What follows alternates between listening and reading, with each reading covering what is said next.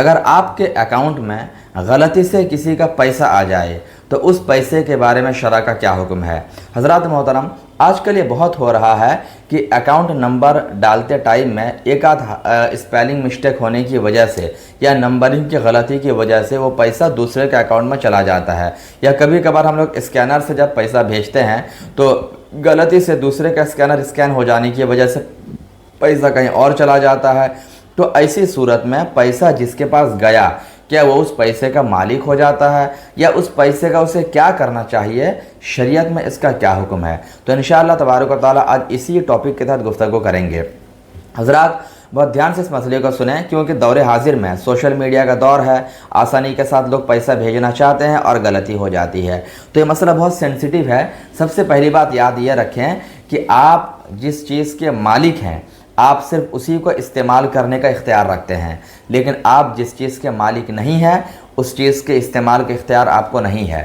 اب ایک مسئلہ آپ کو یہی بتاتا ہوں کہ اگر غلطی سے کوئی پیسہ بھیجنا چاہ رہا تھا کسی اور کو، لیکن آپ کے اکاؤنٹ میں پیسہ آ گیا اسکیننگ کے ذریعے یا اکاؤنٹ نمبر غلط ڈالنے کی وجہ سے آپ کے پاس پیسہ آ گیا، تو یہ تو آپ بھی جانتے ہیں کہ یہ پیسہ آپ کا نہیں ہے، یہ پیسہ آپ کا نہیں ہے، لہٰذا آپ اس پیسے کے استعمال پر بالکل قادر نہیں ہیں۔ وہ پیسہ استعمال کرنا آپ کے لیے بالکل ناجائز و حرام ہوگا۔ جو لوگ یہ سمجھتے ہیں کہ میرے اکاؤنٹ میں آ گیا مطلب میں اس کا مالک ہو گیا، تو یہ کیسے ہو سکتا ہے؟ یہ کسی اعتبار سے بھی جائز اور درست نہیں ہے۔ اب رہی بات ہے کہ اس پیسے کا کریں گے کیا، تو اس کے بارے میں شرع کا حکم یہ ہے کہ آپ حتی المقدور کوشش کریں کہ جو اس کا مالک ہے اس مالک تک یہ پیسہ پہنچ جائے۔ اور آج کے دور میں تو بہت آسان ہے، اگر آپ کے موبائل میں پیسہ آیا ہے آپ جا کر کے وہاں ہسٹری دیکھ سکتے ہیں، تو ہسٹری میں جو موبائل نمبر سے جو اکاؤنٹ نمبر سے آیا ہے آپ آسانی کے ساتھ اس کو ریٹرن وہ پیسہ بھیج سکتے ہیں۔ یا پھر ایک کسٹمر کیئر میں فون لگائیے، تو اگر اکاؤنٹ نمبر پر آیا ہے تو کسٹمر کیئر میں فون لگا کر اس کا پیسہ ریٹرن کر سکتے ہیں، یا اسکینر کے ذریعے اگر آیا ہے تو آپ فون پہ ہیلپ لائن یا وہاں پر بھی کسٹمر کیئر کو فون کریں۔ تو پہلی ذمہ داری آپ کی یہ ہے کہ وہ پیسہ جب آپ کا نہیں ہے تو جتنا جلد ہو سکے جو مالک اس کا ہے اس تک وہ پیسہ بھیجنے کی کوشش کریں، پہلی صورت۔ لیکن اگر کسی بھی طرح سے وہ پیسہ بھیجنا پاسبل نہیں ہو رہا ہے تو اب آپ اس کی تشہیر کریں، سوشل میڈیا کے ذریعے سے مسجدوں میں جا کر اعلان کریں کہ بھائی غلطی سے میرے اکاؤنٹ میں کسی کا پیسہ آ گیا ہے، جس بھائی کا بھی پیسہ ہو وہ آ کر مجھ سے لے لے۔ تو اس کو آپ کو تشہیر کرنا ہے، آپ فیس بک میں لکھ کر کے پوسٹ کر دیجئے، مسجد میں اعلان کرائیے۔ تو اس طریقے سے آپ کو بہت دنوں تک کرنا ہے۔ لیکن اب اس دوران کوئی اگر اس کا مالک آ جاتا ہے اور اماؤنٹ اور نشانی بتا دیتا ہے، ڈیٹ بتا دیتا ہے، تو اس کو پیسہ دے دیجئے، آپ بری ذمہ ہو جائیں گے۔